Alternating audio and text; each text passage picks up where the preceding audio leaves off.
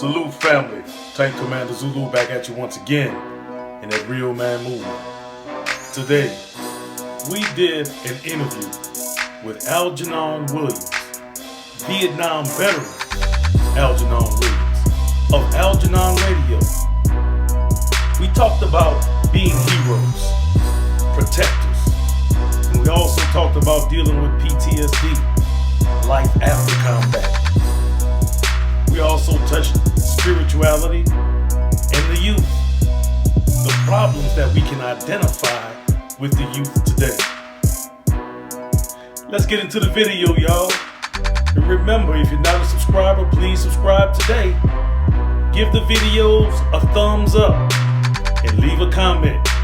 It is greatly appreciated by the Tank Commander. Now let's get into this video, this interview. Fire in the hole, baby.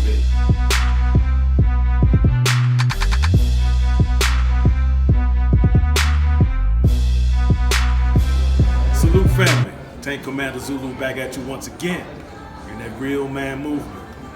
Today, we have a special guest.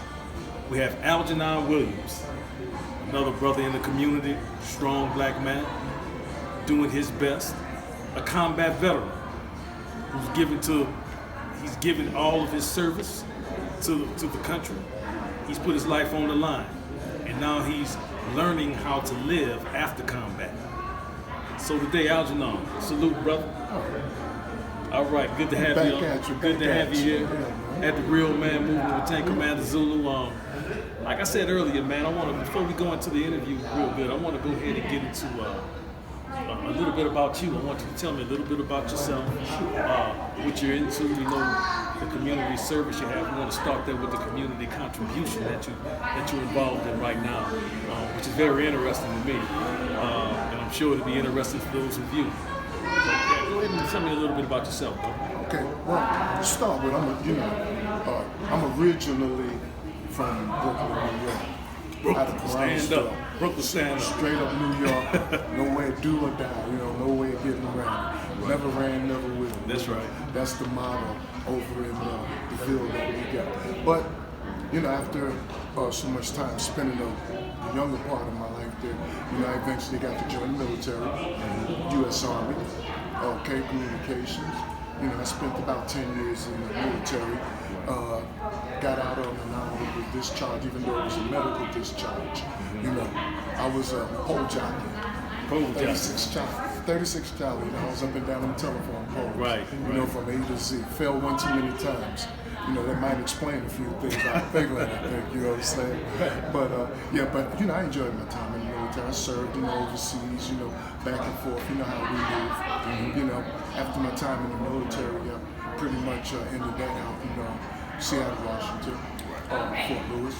And then I pretty much started getting into, of course, other occupations, law enforcement, along the lines of Department of Corrections. I've served a pretty good time there, maximum security and all that kind of good stuff.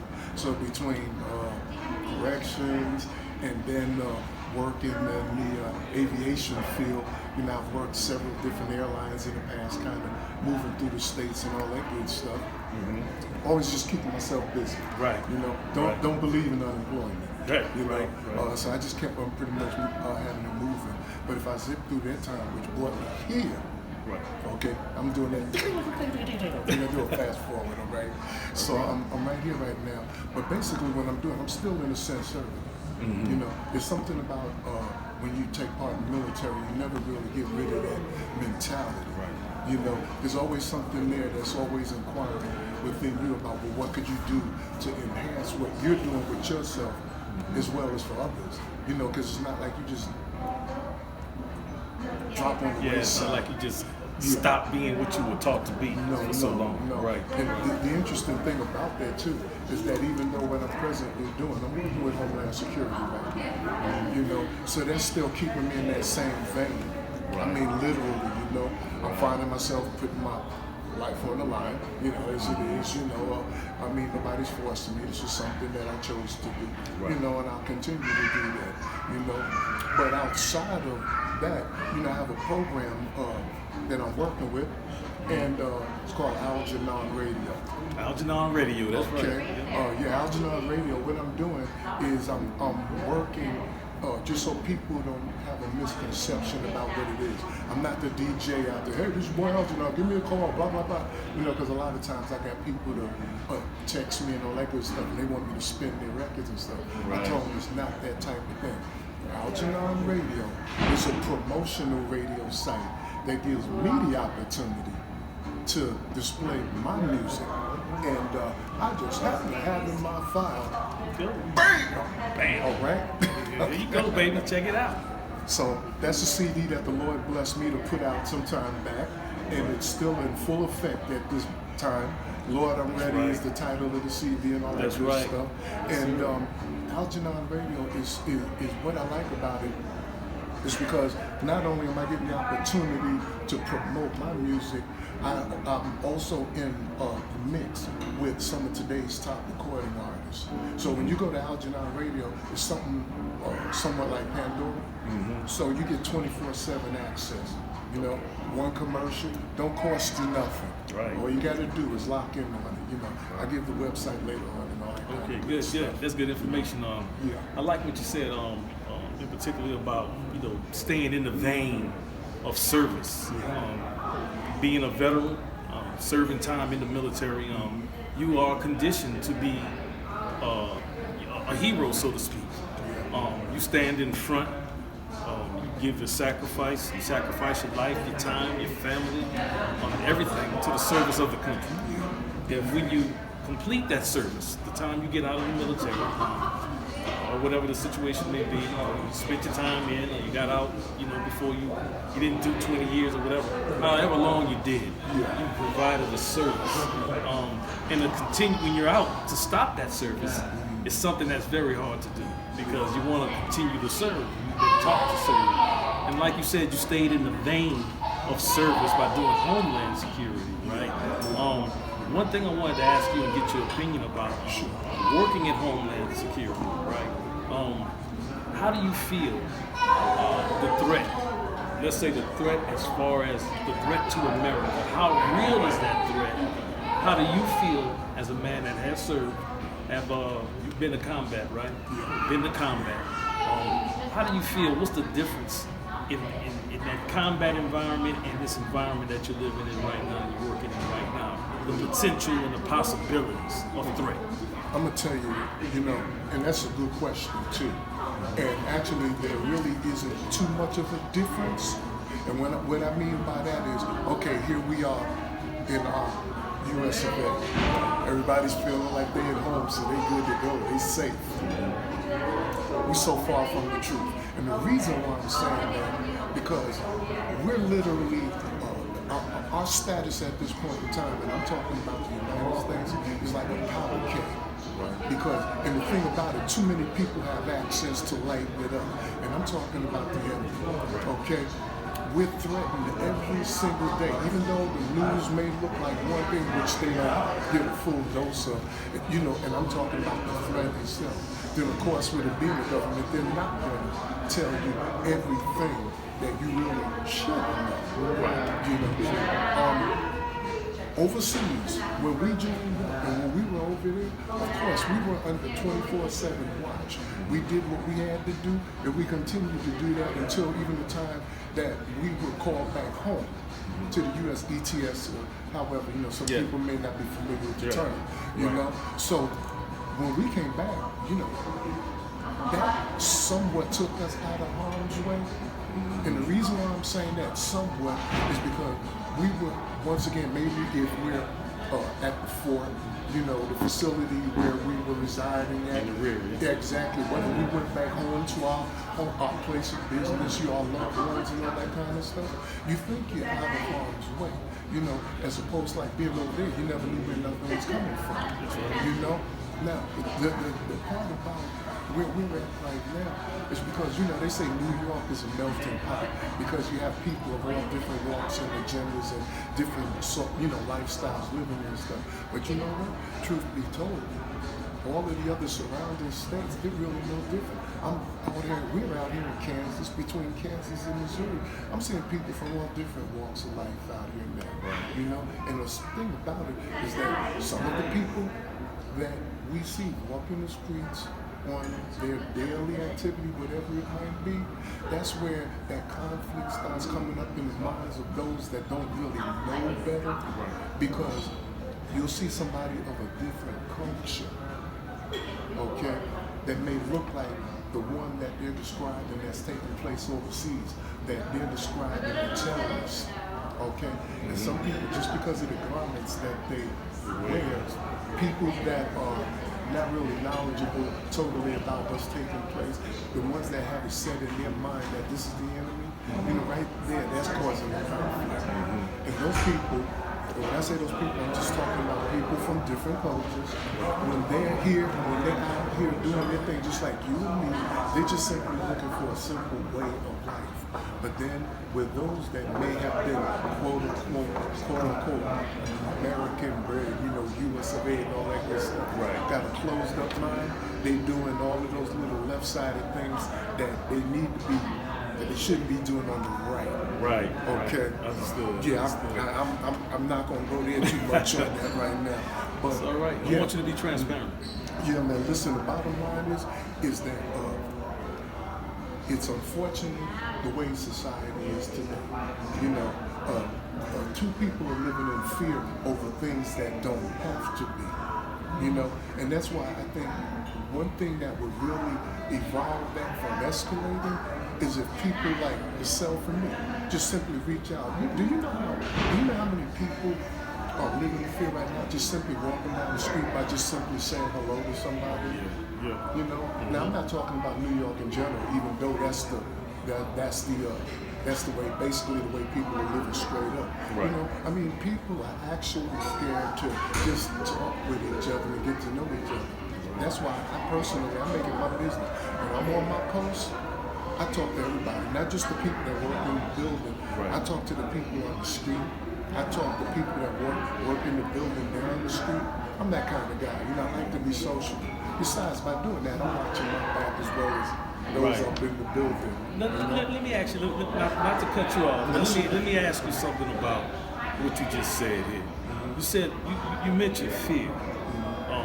Fear, you know in the Bible says the Lord has not given us a spirit of fear, but of power, love, and a sound mind. Right? So, being a combat veteran myself, you being a combat veteran, seeing some of the things that take place in combat, I can tell you it does produce a kind of fear.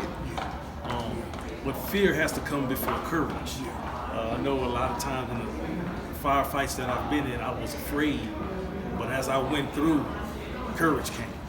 You know, and that's one of the things that's what, you know what I mean? That fear kept you alive. The fear kept me alive, you know. That's right. But let's really talk about fear to where we can scale it down to where everyone can really understand it. It's a common thing. Fear is common.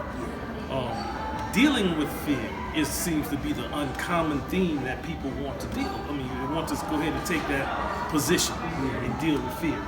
So the things that I'm fearful of, I have to face them in order to gain courage and to conquer them.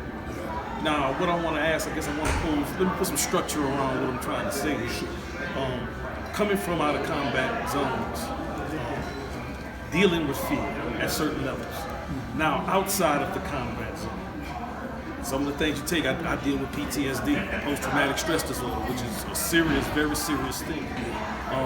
Can drive you deep into isolation a lot of times. You may have symptoms of it yourself.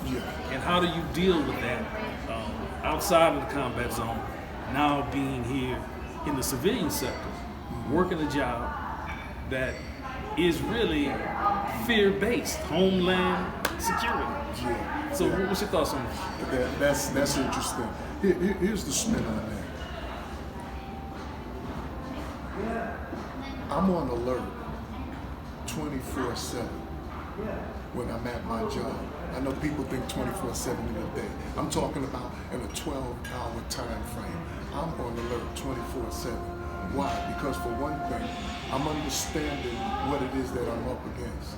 You know, we are anticipating those things that seem like they won't be. We're anticipating those things that have been spoken about. And it's not a question of how or where, but when.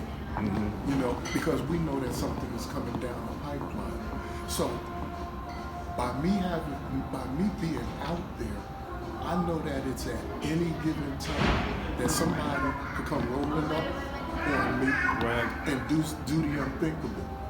But because I know this, that puts me also in the frame of mind where I cannot allow myself to be in total fear. Because if I do think like that, I'm not good to me or anybody else. That's right. You know? So I have to, one of the things that keeps me leveled off is God's word. That's right. I'm a Christian. That's wonderful. You know, I'm a Christian. That's right. You know, and you know, sometimes I used to tell some of the guys, you know, you hear everybody, you hear a lot of people talking about, I want to be more like Jesus. Well, amen. Me, you know, you got to start from somewhere. And if I was to pick one of the disciples, I would have to say that sometimes I find myself being more like Peter. Why Peter? Peter, the one that when they were trying to take Jesus in the garden, he stood up. Peter went over there and talked about slicing ears off. Cutting an ear off, didn't want to give it back either. Right. So I'm that type of defensive player where, I'm going to step up to the plate. I'm not saying I'm right about everything that I do, and I want to get that straight. But the thing is, my intentions is to defend any and all that I was put in that place to do. Right. And not do it. And if I'm even sounding like I'm taking something, a statement that some people are familiar with, but they sometimes take it out of text. And when I'm doing my job, I am a professional. And with me keeping a professional demeanor about myself, I will do it to the best of my ability by any means necessary. Right. And I it's not about me going there. I have gone there. Right. So, but just because it's happening at those times doesn't mean I have to allow it to escalate on a daily. Okay, I mentioned the fact that I'm a Christian, so that's one of the things that helps me with my fear. But I'm also a brother, a father, an uncle, and a son, and understanding when I'm talking about my family, I have to allow myself to be able to work in a way to where I'm going to also be of some good to my family. Right. There's a lot of things that are going on out here. We're in fear of what is happening to the mothers and the sisters and the babies, But you have to be able to keep yourself in a frame of mind where if and when something ever goes down, you got to be able to respond accordingly, So there's a lot of things about this fear. Like I said, fear, I found out for myself that fear is one of those things that keeps you alive. Right. When I go somewhere to eat, and I go sit down, I'm looking here, I sit with my back against the wall. That's me. Why? Because I want to see who's coming through that door. Right. These are just that sounds like you're paranoid. No. That's just one of those things that I've learned to adjust to doing. Because I'm not just talking about the door to a restaurant. I'm talking about doors when I was overseas, when I was in places I didn't know nothing about, but yet they tell us that's an area that's supposed to be where safe. there's a possibility that something will go down. Right. So I can relate 100% to what you're saying. Yeah. So, and what it sounds like I'm hearing is that the way that you deal with fear in the civilian sector as opposed to in the combat sector, well, maybe in both, is your faith. Most definitely. Understanding that you are a Christian, you do have a belief in the Lord and Savior Jesus Christ, as I do.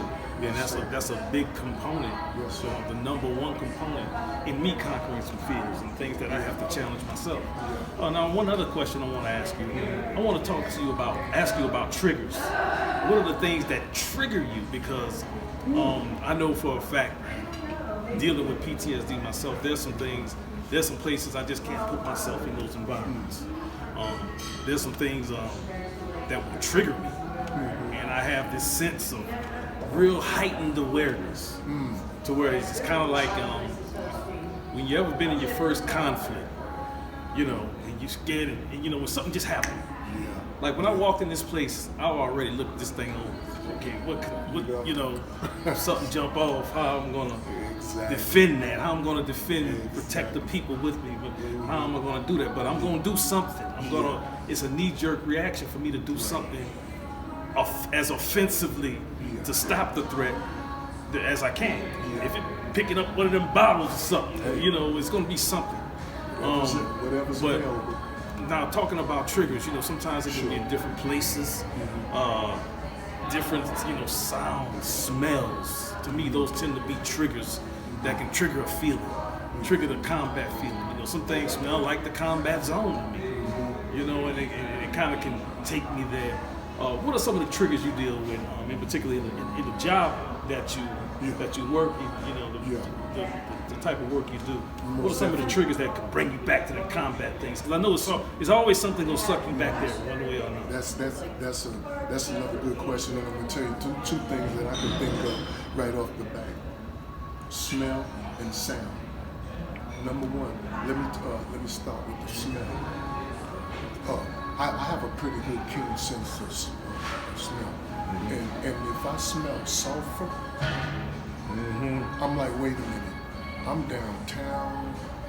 Why am I smelling that smell that I smell when I'm on the range, when I'm down in the chute, when I'm qualifying? Why am I smelling that downtown? And that leads, and when I'm smelling that, I'm looking around. And I'm not just looking around, I get on myself. Yo, man, you know, I call one of the other posts. Yo, y'all got anything going on over there? Nah, why? What's up, Will? I said, man, I'm smelling some sulfur out here, man. And it's kind of strong. I want to know what time it is, you know? And then one of the guys, one of the rovers, he'll bring it to my attention. Yo, Al, it's so good. They doing some work over there. And some guys doing some electrical work, and they building blah blah this and that. So that's where you smell that. I said, okay, I just wanted to know. I just wanted to know. You know? I know what you so, mean. Another thing with sound. Now I'm at work in the early AM. I'm up before the birds even get that stuff out the corner of their eyes. You know, they can't even tweak good. You know, and I'm out there. You know, and here it is. I'll give you one particular incident. One morning, I'm out. This is downtown, man. This is where we safe, you know, and all this kind of stuff. Supposed to be safe. Right. You know, now I'm downtown. It's dark. You know, I'm still getting set up on my post and everything, and I'm just standing there. And for a moment, it's obviously it's quiet because ain't nothing moving except maybe a couple of the buses, you know, running up and down the street. All of a sudden, I hear a sound that I would believe that I wasn't supposed to be hearing. It was a helicopter, but it wasn't just a helicopter. And anybody that has done time in the military will recognize the sound of certain type of helicopter. Yeah. Whether it's a chopper or a Cobra. Black Hawk. You know, man, I'm standing there and I'm hearing this thing. I'm hearing like a double. I'm like, oh, wait a minute.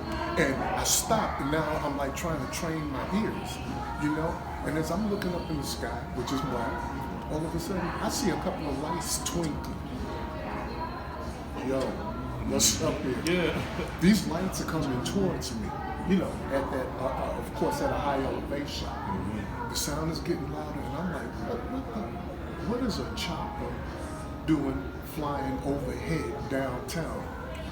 I'm like, oh man, so I'm watching this now. It's one thing that I'm hearing it was flying at an altitude so low that I could see the bottom of it. But the thing about that, it was bad enough I could see the bottom of it. I'm now looking at a chopper flying overhead that had no numbers in it. It was in blackout mode. And I'm like, I'm looking here. I thank God for my job. I thank you for, you know, like, but you want to talk about something that's going to take you back there. I'm literally looking at this chopper flying overhead in blackout driving, no numbers. And when it was starting to go past me, the first thing one of the things that's coming to my mind is this.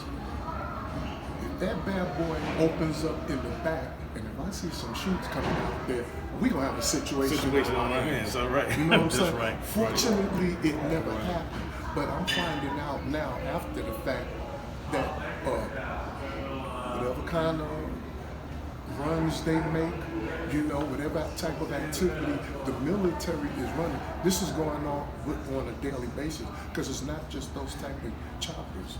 They have an airport, a small airport somewhere by, but I'm seeing choppers, I'm seeing like aircraft, man. So yeah, it's definitely that type of activity that would set me off. Right. But like I said, it's that smell, The smell and sound. That's true. and hearing. And another thing that will set me off is, now, this may not necessarily stem from the military, but it's something that I took into the military, and I don't mind talking about it. I know we was talking about different things, but you know, me coming up, my lifestyle that I lived, you know, look, I wasn't always a happy little go-lucky kid. Right. You know, I'm familiar with abuse. Right. That's kind of out there. It's something that I dealt with a better part of my life. So speaking on that, what I'm saying is I don't like seeing people mistreated. Right. Especially women and younger people. I got a major problem with that. I know I can't fight every fight. Right. You know, but I do believe that when I have seen people in unfortunate situations where I see a woman being mistreated or kids being mistreated, look, I'm not saying I'm gonna beat the guy down, but I do have access. That's to a trigger this. for you. Yeah, it really is. It's a trigger. It is, and I gotta say something. Hey man, you know, you don't have to do that, and y'all don't have to do that. And of course, like I said, I'm not the savior, but this is easy. I don't have to worry about fighting. Right. What you doing? Don't worry. 911. Yeah, that'll break it up real quick. Right. You know, so yeah, those are. But yeah, but you know, and I'm glad you brought that up, because what I'm getting from what you're saying is that you are a protector, and some of us are protectors. And I consider myself to be a protector as well. Yeah. And there's certain things you see that will trigger you to go into protect mode. Yeah. Like I said, if something jump off, I'm gonna not just think about. I'm looking, okay, where my son at? Where everybody at? What's going on? Okay, where's the threat at? Yeah. Okay, and how can I defend this threat? Yeah. But ultimately, how can I get to that threat and take it out? Exactly. That's kind of like it, but it'll take certain things to trigger it. Now, if somebody, you know, you could be sitting down sometimes, and this is one thing that's so important about PTSD that the world should know. And things that trigger it. It's like you said, certain things trigger you and just brings you automatically back into those combat experiences. And it's something you can't help. It just automatically happens, just like that. But being a protector, because I'm getting that you are a protector. From what you said, I can 100% agree with it. I've put myself in the line of fire before. Because I seen, when I was coming up, I seen some abuse. I seen abuse, you know, between my parents, my father and my mother. And even when I was little then, I would try to intervene, you know, as a little child, to try to protect my mother, you know, and things like that. And that kind of never left me. It really does. But being a protector, because now you're saying that you are a protector. Because heavy is the head that wears that crown. You know what I mean? Have you ever put yourself in a position where you were operating as a protector? You were triggered. Some of the things brought you back to combat, right? And you were operating as a protector that it got you maybe in trouble. Or the people that you were trying to defend didn't quite understand where you were coming from and may have thought you to be a little extreme or even weird in your actions. Another interesting question, and I have an answer for that. Fortunately, it didn't get me in trouble, but they did question me about my actions. And matter of fact, I'm just going to be quite complacent about that. I'm very, like I said, I'm very protective about the women in my family. I mean, you know, I'll do time. You mess with me. Right. No question. I mean, you know, just leave that there. I'll just put that out there. Right. Okay. For family, I'm gone. That's all. It's easy. One of the things, like I said, it didn't get me in trouble, but I was questioning about it, was on my job. And see, where I'm working at, it was a situation where, matter of fact, because if it's okay if I say, sure, because when we ran into each other, okay, in that area, okay, I had a vehicle pull up in there at one time, and see, there's a guideline that I use that after, when you cross a certain boundary, you're becoming more of a threat to the inhabitants of that building. And it's up to me. I'm your first line of defense. Right. And it's up to me to stop you. Well, I tried to stop this one particular vehicle one day, and they came the wrong way. You know, and I understand that happens occasionally. Unfortunately, more than more than enough. So this is keeping me on point. You know, and this vehicle's pulling up in there, coming from the wrong way, and I'm like, whoa, so I step out there. Now, it's one thing for me to tell you to stop. Right. You see me, I'm telling you, yo, stop, but you still coming. Okay, now, I'm thinking like, my mind goes to this point. Not only are you still coming at me, I don't have to see a gun in your hand, because you already coming at me with a weapon. That's that vehicle. Right. Okay? Now, when you're still coming at me, and I'm telling you to stop, you don't get too many stops from me, especially when you pass that point of entry that is going to possibly take you into the building if you're deciding to do something that is not supposed to be done. Right. Okay? And what had happened was because of this incident, I had to wind up coming, because I'm armed, Right. of course, and I had to wind up coming halfway out my holster. And when this was all said and done, yeah, it was fortunate that the vehicle did stop. Yeah, I got them to back up. But the whole scenario behind all of this was kind of like a matrix effect, because everything happened so quick. Right. You know, I came out halfway out my holster, I'm stopping them, and I didn't even realize everything else that was totally going on around me. But when I did get a chance to use that peripheral vision, I noticed that I did have some aid by the Federals that was to my right side. He had my back. And I thank God I saw him. But like I said, the whole thing that was unfolding could have took me into an area where I had to be talking. Everything that happened, I had to be accountable for. But from his lips to my ears, I was glad that he was there, because when after it was all said and done, I was like, man, That could have went a whole different way. I told him, I said, I almost went there. He said, I know. Right. I said, no, you don't understand. I said, I almost had to do that. He said, yeah, I know, I was watching you. He said, I saw the military. This was his response. He said, I saw the military come out, because he himself was ex-military. He told me, he said, don't worry about it. You did your job. You were doing your job. I was watching you. Now, for him to say that is so well and good, but the thing that got me is for him to say that he saw the military come out. And dare I say that another second, I wasn't going to hesitate to fully come out and do what I had to do, Right. to bring it to a complete halt. And that's a very strong example of the situation I'm trying to get you to talk about.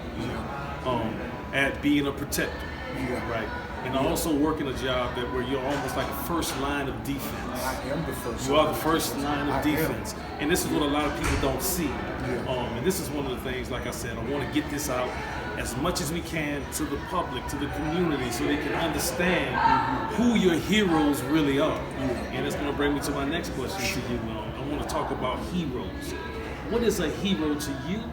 And before you go into start answering that question, I want to talk about, in particularly in the black community, do you see? Because I see, this is what I see. I see the heroes in the black community being people who are of low value, who don't really have any real assertiveness of their character, who don't stand on anything that produces promise, or in particular, or even spirituality. Now, and I know the younger generation may not understand this, but some of these individuals become their heroes, and it leads them down a slippery slope. So when I say heroes, this is my example of what a hero is. I always think about veterans, being a veteran. When I went into a first combat zone in Desert Storm, it was the Vietnam veterans who were still on the tail end of their time in the service, who got stop-lost, and they were my teachers out there. They taught me how to live. And when I tell you to live hardcore, they were hardcore, they were tough, but they taught me how to live and how to survive in a combat environment. So they became my heroes. So it goes along with my character as being a protector. My example are the people, the men that I saw in that battle, on that battlefield, you know, and even those that died, that were good friends of mine, who died, you know, trying to be heroes. And they're not trying, they're all heroes to me. Yeah. So let's talk a little bit about heroes. What does it mean to be a hero? How do you, what's your opinion of what society calls a hero today, and particularly with our young youth in the black community? Now, it can happen in any community, but I'm African American, you're African American. I want to talk about our community too, so in particular. But it can surface in any community. What's a hero to you? Well, I'm gonna tell you what a hero is not to me. There you go. A hero is not this guy that hits the gym 24/7, looking like Mr. Atlas and running around in spandex. Exactly. That's right. He don't have a clue to what it takes to protect people other than him. Right. Worried about his hair getting messed up or flexing and all that. Right. That is not my hero. Right. Yeah, I see. All right. That's right. Just because, I mean, look, I got nothing against Buff. Right. You understand what I'm saying? But my hero is people like my mother. Okay? My hero is people like those that I know that are out there that are working 2 and 3 jobs just to keep food on the table and will do what they have to do to keep it coming. My heroes are the ones that take a low-paying job even though they are more than qualified, but rather than sitting back and waiting for something to come down the pipeline, they're going to take what they got to take. They're going to do what they have to do in order to make those things meet. And watch this. A lot of times it isn't just for their family. They're doing it for others as well. That's right. My heroes are the old ladies that walk down the streets trying to keep themselves balanced, carrying all the heavy bags just so they could take it home and provide for their family. You know, my heroes are actually the ones that go home, especially, and I'm going to talk about the women again. My heroes are the ones those ladies that come home after doing all that hard work, and I'm giving a change up here, but hey, it is what it is. And then when they get home, you got this lazy male figure laying on the couch with a remote control talking about what's for dinner. Look at, I see. You know, understand what I'm saying? Yeah, so I'm not trying to put them down. I'm just trying to lift them up so they could read between the lines on that. That's not too much more on that conversation. Right. You know, I was raised by my mother, my grandmother, you know, my papa, God rest his soul. You know, there are people out there, like you said, that are never recognized for what they're doing because they're not making the headlines. If you make the headlines, I mean, God bless you, but let it be for the right thing. You know. So in the area of values, because I'm understanding the picture of how you see what a person that doesn't get the recognition that they should get, and they may be devalued, how you value them.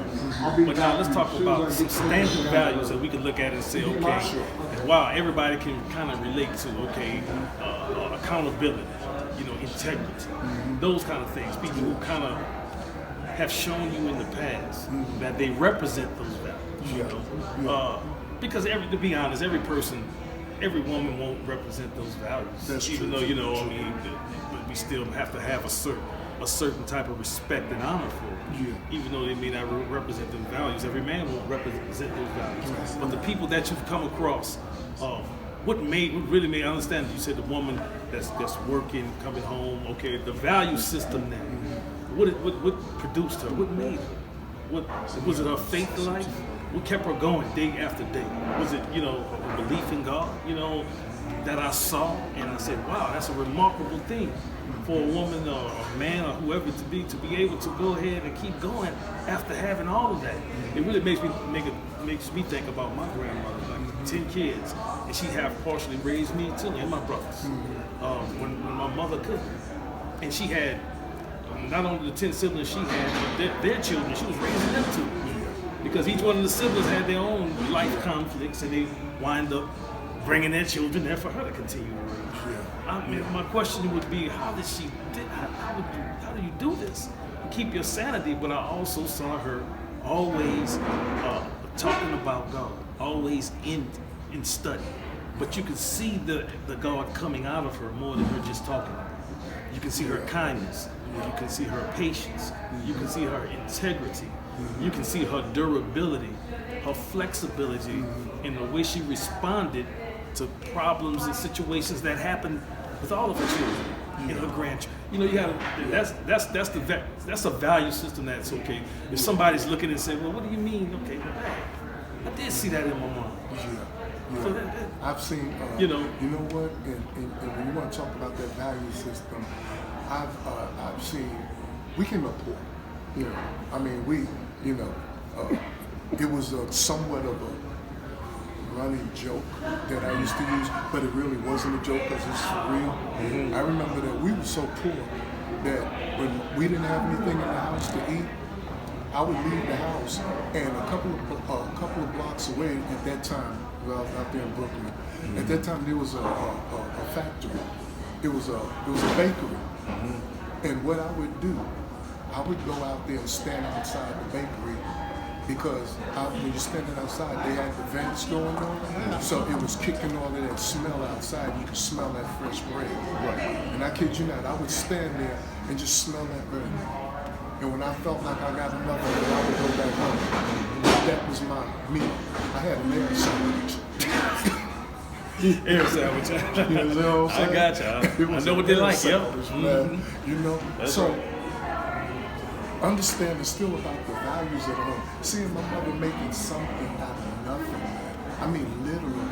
The times when things were, I'm talking about the hurt and the pain that I used to see her by herself endure by getting beat down and all this other kind of stuff. But she never left us. She always stayed there and took on the responsibility of her children. No matter what we were going through as individuals, she was there to be accountable for each and every one of us. Real hero. Made sure that we was doing what we were supposed to do, no matter what. Now, back in my days, and I am a Vietnam vet. Yeah. Okay, So back in my days, see what's going on now. You know, they got all these laws. Well, if you hit the child, they're gonna call. Who they gonna call whoever? You know, man. Let me tell you something. The things my mother used to beat me with, that would be looking like abuse. But you know what? It was all good because it made me a better person. Never had to go to jail behind anything because she corrected me. And listen, I turned out all right for the most part. You know the Bible say, it's better ride, spoil the child. Some people might have another opinion on that, you know, but it's okay because they know me. So, but that value system, like, and you know the interesting part about it, you know what gave that mother those values in itself? Because in the community, there was a whole bunch of mothers. Right. Back in my days, there was a whole bunch of mothers. The village concept. It was the village. They fed off each other. When one came up short, the other one supplied. They made them exchanges and everything else. And my mother wasn't my only mother. I had about 5 or 6 more other mothers. I agree with that. And the way I was, they had no problem with tightening me up before I got home. They go that out. Williamsburg, okay. Get the Right. Yeah, so I got plenty of those before I even got to the house, you know. Yes, and sir. so yeah, you know, look, listen, it's in the DNA. You know, it's in the DNA. And you know what? If you aren't able to comprehend that type of respect coming from that woman as in regards to those type of traits, you know what? I don't know where you're from. Right. For real. So now let me talk about and I'm gonna get ready to wrap it up here in a little bit. But let me talk a little bit and get your opinion on our youth, because the youth simply are the future. I mean, we have more days behind us than we have ahead of us. I'm in my 50s. I'm not sure how old you are, but You know what? I don't have no problem with that. Next week, the 11th of this month, I'm gonna be 66. oh, God's been good. Yeah, I'm the grandfather. There you go. Well, you see, we don't have many days ahead of us. We have more days behind us than we have ahead of us, and they have more days, in theory, ahead of them than they have behind them, for the most part. So from a point of wisdom, and age doesn't really describe wisdom, and that's why I'm saying, I'm talking to you for the time that we've been talking. You appear to be a man that has some wisdom based on your experience in being a protector, you know, and that's exactly what you are, and a hero, in my opinion. Well, The heroes, and see, what I'm trying to get across is what are heroes? What should they be? What do they look like? Every hero doesn't have a badge. Every hero doesn't have a gun. That's right. Every hero just doesn't work in politics. Is not a doctor. That's right. Every hero is not, you know, a fireman or one of the more common roles that you would think. He's not running up and But down the first court. line of defense, kind of like what Brother Algie is, you know, the first line of defense is probably just a school teacher. Maybe a person that just simply goes to a 9 to 5 every day. Maybe work at a hardware store. That's right. But he or she, they're there for their family to the greatest capacity they can be. Those are heroes. Yeah. So, you know, with that, with us understanding what the heroes are, talk to our youth. I want to say with our youth in particular. We've talked about the values. We've talked about heroes, who should be identified as heroes and who should not be. Right. Run around in tights and everything like that. Looking for self-validation, not that. But we're talking about people who have some substance about themselves based off a value system. Yeah. And so what can we say to our younger community? Not even, because listen, there's a such thing as an old fool. There's some guys running around. That's right. I mean, within our age bracket, still acting like they're 20 years old. That's They right. think they That's right. Running around. right. So what would you have to say, You know, to the misled, or those who have fallen to the wayside, or have the poor, never had a real example of a real man or a real woman? What would you say? You know, first I want to say, on behalf of my age group, my generation, and even the one that was behind me, to our youth today, I want to really apologize to them. I really do. I want to apologize to today's youth because they are being confronted with a total world of chaos based on things that they had nothing to do with. They are the recipients of our lack thereof. When we should have been doing the things that we needed to do for them, they still winded up coming up short because of the simple fact that that's all we left on the plate. You know, the adults today are so quick to turn out to look at them. Yeah, look at them. Why are they like that? Why are they like that? So wait, did we abandon responsibility? We totally abandoned it. Well, let me retract. We didn't totally abandon responsibility, but we did enough to leave more damage than should have been done. Because there are still some of us out here today, there's still some adults out here today that are willing and even able to try to help the youth. But today's youth, because they are who they are today, man. Look, this new millennium, their mindset is the same type of mindset we had when we was back in our days, at the beginning of hip hop and all that other kind of stuff. You know what I'm saying? Theirs is the same. And what it is now is that if we really want to relate to today's youth, it's not saying that you have to come down to their level and think less than. You have to come down to their level to understand what it is that they're doing. This is a millennial age now.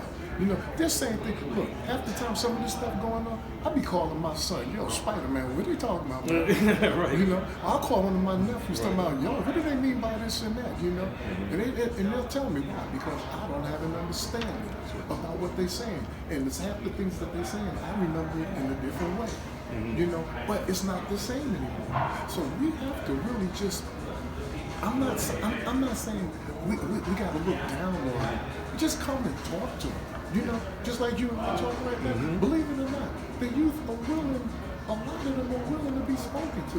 What they don't want to do is you keep browbeating them and telling them about what they are and aren't supposed to be doing. We still got to be in a position to show them. You know what? The youth today, these kids aren't just smart. They're very highly intelligent. Brilliant. Brilliant.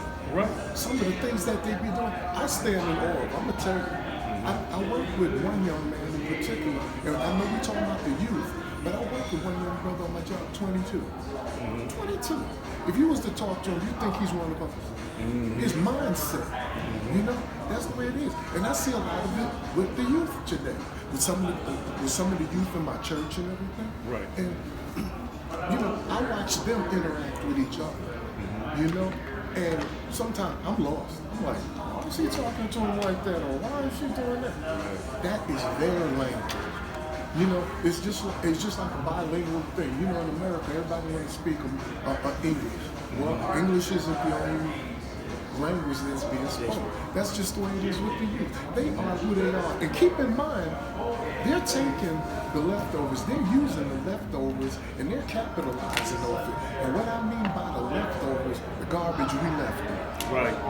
Right. See, we taught them, I mean, when we're talking about the right and wrong about life, they know that. They know the difference between right and wrong. But if you put them in a certain arena,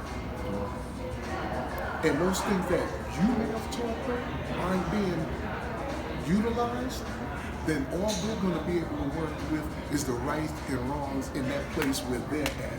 And if we aren't there to correct them about that, they're going to do what they do.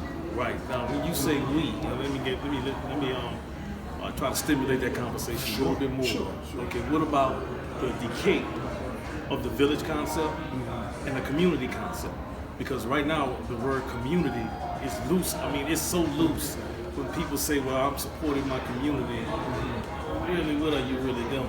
You know, sometimes I mean, supporting the community is not always a structured event.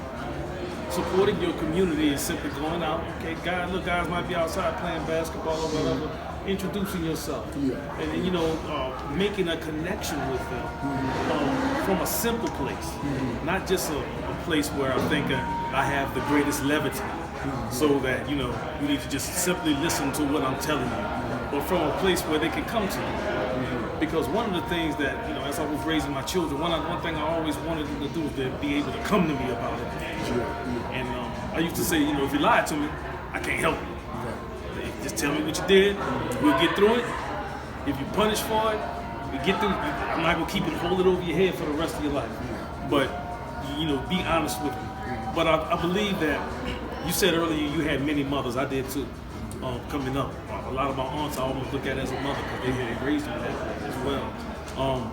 That concept, that village concept, we don't want somebody to say anything to our child, even though our child wrong as I don't know what. You out there ready to fight. Because they done told something, stopped their child from doing something they should not have done. But that's or not, they said something to them. That's not a community concept.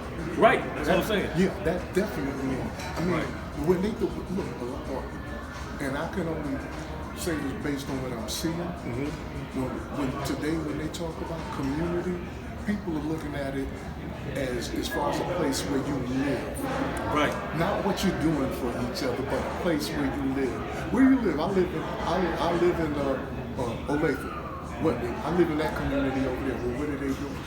That's another different story. Right. Hey, you see what? Let me try to drill it in a little deeper. When people, like you see some, in particular a professional, maybe basketball player, a person of professional sports image, and they say, I give a community service by giving back to this or donating to that. That's very far away from the real issue.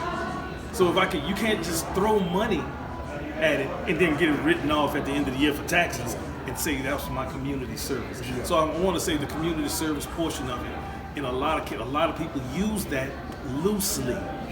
Any kind of community service really is going to be grassroots, where you are in the trenches with the people. And being a combat veteran, a frontline soldier, you know, when a general would say something, I was like, man, he's so far from the fight, he don't even know what he's talking about. All he's doing is giving directions, but he's not here in this foxhole. He's not in this tank position. He's not right there, but when I'm looking at the enemy, he don't understand that particular type of intimacy. So community service, like you said, like what you do, Algernon Radio, is you're out there ministering to thousands of people from that particular platform, and you're getting feedback from people. It might be crazy, but it's crazy people out there. That's all right. You got to deal with it. I accept crazy too. And that's part of the community. So in the community, you deal with the crazy people too. So and so who wasn't right, that's okay, but we still watching out for them. Yeah, that's right. We ain't gonna let nothing happen to them. That's right. Oh, so and so, we know this one here, but we ain't gonna let nothing happen to them. Yeah, Okay, something happened with your child. The mothers knew each other. All of a sudden, can you talk to them? Like after you corrected them, I'm gonna tell your mama. That's right. And they be like, whoa, wait a minute. Okay, Miss Hand said she gonna tell mama. See that we don't have that. No, And so, but when we did abandon that, we put the children, our generations, we put them at risk of making mistakes without correction. One of the things, and I'm in agreement with everything you said. One of the things I try to do, I may do it, but I want to try even more, is not even just through Algernon Radio. See, because through Algernon Radio, I'm sitting back, I'm doing what I do, it's mechanical, you understand what I'm saying? But one of the things that I've also had the opportunity to do since I've been out here, because we're talking about the community, is actually get up and get out here and be a mentor. Going into the schools, talking to these kids, being a mentor to those that are being released from prison, getting out there, having the opportunity to talk to them. Because now we talking about guys our age plus younger, as opposed to when we talking about mentoring in the schools, we talking about middle schools and junior high schools and all that kind of stuff. So that type of interaction, $1's fine. Thank you very much. Sure. We can buy a T-shirt. Yeah. But now you want to get out there, you want to have that hands-on, like, hey, young man, what's up with you? Now, their language is limited, even though it's much. I had to learn this. Hey, how you doing today? Good. Yeah. So you doing all right in school? Good. All right, let's talk about something good. You tell me something. Then they're looking at you kind of sideways. Now, you know what? They don't really want to open up too much. So what you got to do is you got to start talking about yourself. You got to start feeling your way through. Because you know what? I found out that there's so much more than just good.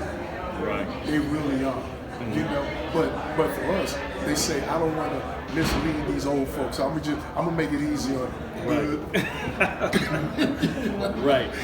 So look, we're gonna go ahead and wrap things up. Once again, brother, I want to thank you for coming out and giving the interview. Salute to you. Like I said, we know what heroes are. You're a hero, Vietnam veteran. That's a hero, one of the heroes to me, and it should be a hero to you as well. Once again, make sure you tune in to Algernon Radio. In the description box, I'm going to have the information and links to that if you want to learn more about that. And we want to make sure that we understand what and who our heroes are and who and what our heroes should be.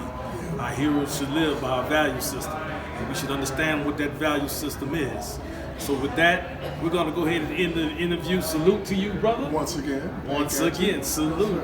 And once again, to all of my fans and all those who subscribe to the channel, if you're not subscribed to the channel, please subscribe today. Give it a thumbs up, leave a comment, and we're going to keep the tank moving, baby. And remember, fear no man but God, baby. No man but God. Tank Commander Zulu, signing out.